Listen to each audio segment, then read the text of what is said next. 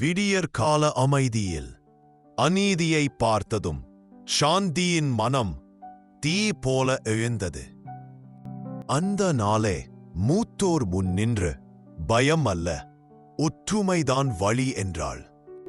மாளிகையின் நிழலில் கையெழுத்துக்கள் வலுக்கட்டாயமாக பறிக்கப்பட்டதை மக்கள் சொன்னார்கள். இருட்டில் சாந்தி ஒரு கடிதத்தில் நம்பிக்கையும் அவசரத்தையும் ஒரே முத்திரையாக்கினாள். அவள் அழைத்த நியாயம் வந்தது. காவலன் கண்களில் நாம் தொடங்கலாம் என்ற உறுதி இருந்தது. மாளிகை படிகளில் சட்டத்தின் குரல் உயர்ந்தது. மக்கள் பின்னால் நிற்க அகம்பாவம் நடுங்கியது. அப்போது அவன் மனம் மாறியது. தவறை ஒப்புக்கொண்ட போது ஊரின் கோபம் மெதுவாக கரைந்தது.